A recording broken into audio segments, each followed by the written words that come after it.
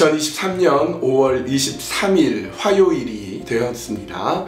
오늘 화요일 하나님이 주실 은혜와 하나님께서 내 삶 가운데 함께 동행하시고 내 삶을 통하여서 역사하실 것을 기대하시면서 그렇게 주님과 함께 동행하는 하루 되셨으면 합니다.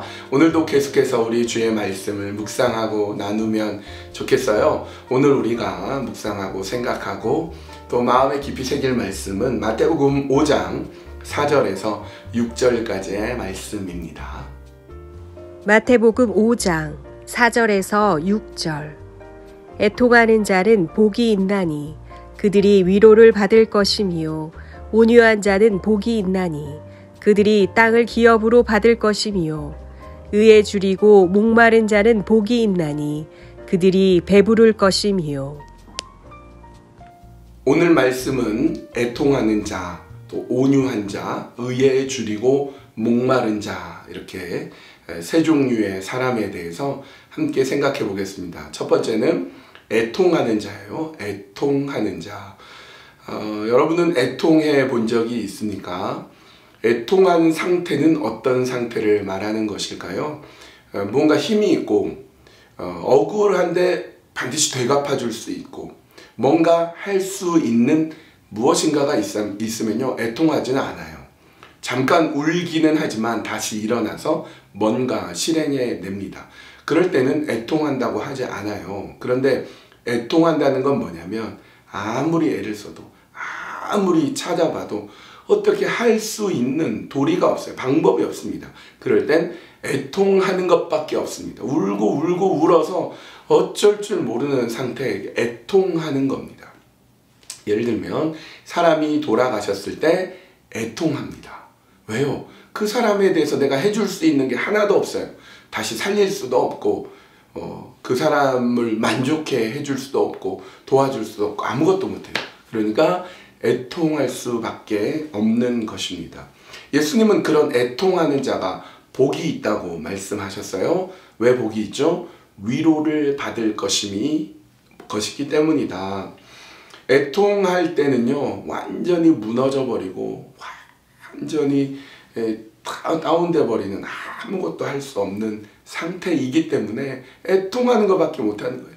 그냥 애통만 하는 거예요. 그럴 때 위로가 있으면요, 그 상태를 좀 잘 받아들일 수가 있어요.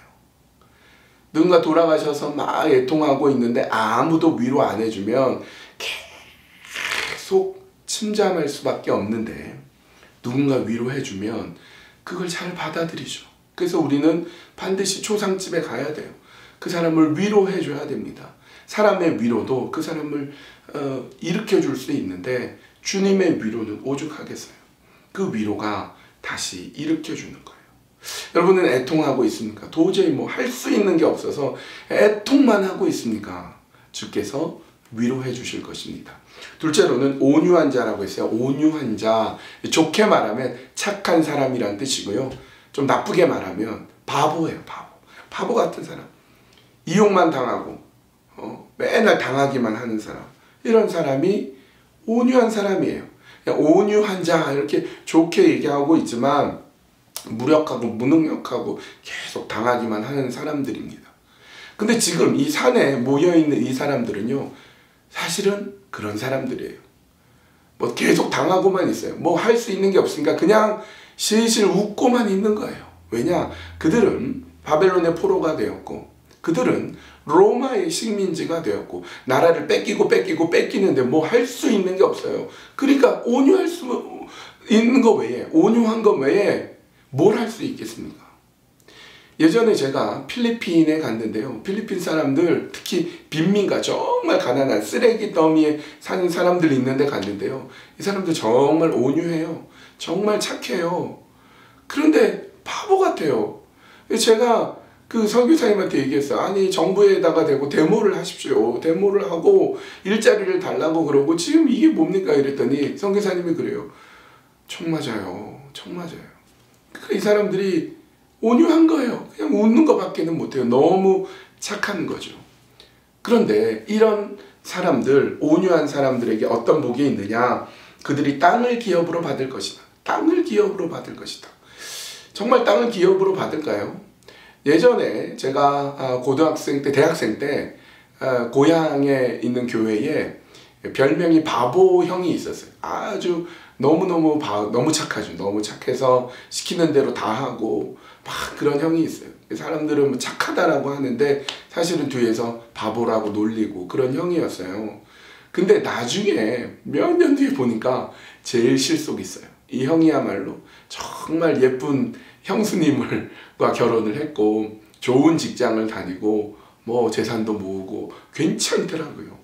저는 그걸 보면서 알았어요. 아, 실속이 있구나. 실속이 있구나. 바보라고 놀림받을지 모르지만 실속은 제일 많이 챙기는구나. 하나님은 그렇게 위로해 주십니다.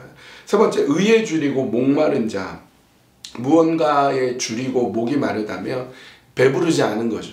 만족하지 못한 거죠. 뭔가 부족하고 부족해서 계속 어려운 상태가 줄이고 목마른 자죠. 예를 들면 밥에 줄이고 숭늉에 목마른 자. 밥을 아직 못 먹은 거예요. 물을 너무 마시고 싶은 사람이죠. 근데 무엇에 줄이고 목마른다고 성경은 말합니까?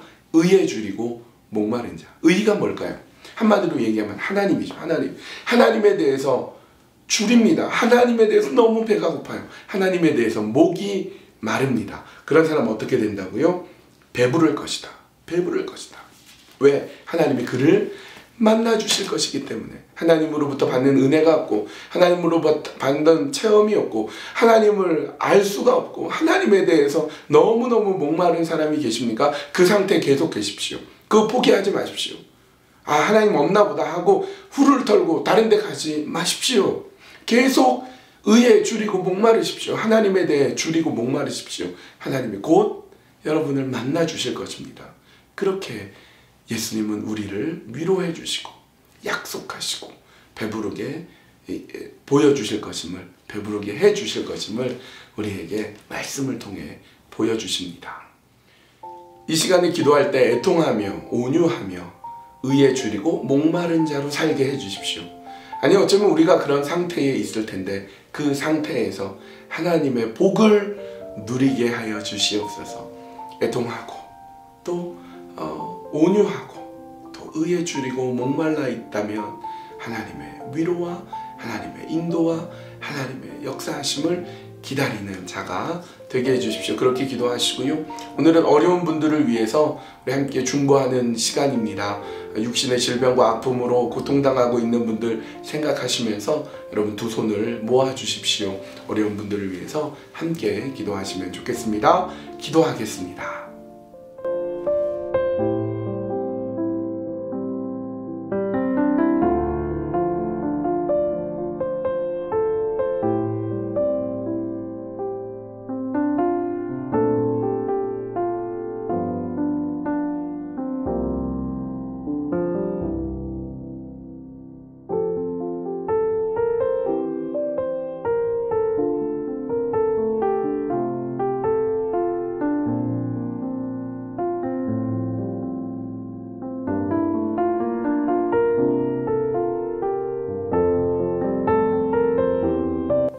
하나님, 애통하는 자가 있습니다. 할 수 있는 게 없어서 애통하고 울고 울 수밖에 없습니다.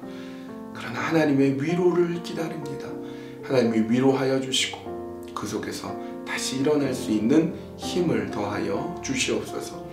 온유한 자가 있습니다. 바보 같고 무력하여 아무것도 할 수 없어 그냥 옅은 미소만 지을 수밖에 없는 그런 착하디 착한 사람들이 있습니다. 그 사람들은 복이 있다. 땅을 기업으로 얻을 것이다.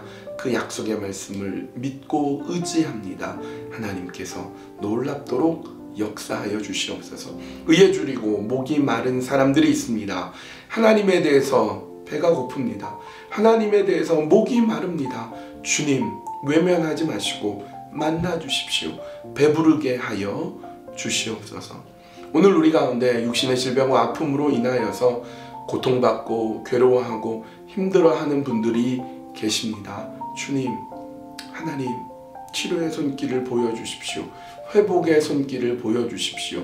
일으켜주시고 세워주시고 역사하시는 그 손길을 보여주십시오. 그렇게 주님의 인도하심을 구하오니 예수 그리스도 보혈, 큰 놀라운 보혈로 덮어주시고 이끌어주시고 회복시켜 주시옵소서.